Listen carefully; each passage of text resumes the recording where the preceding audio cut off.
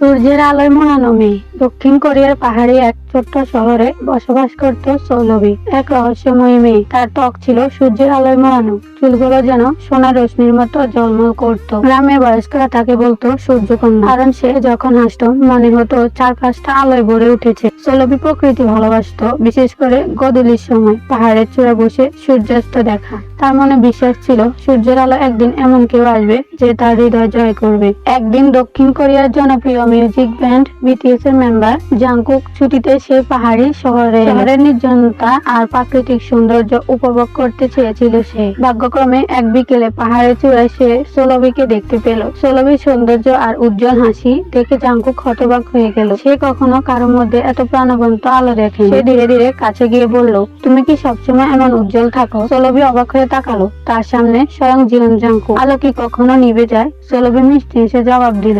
Jungkook মুগ্ধ হয়ে গেল তার উত্তরে।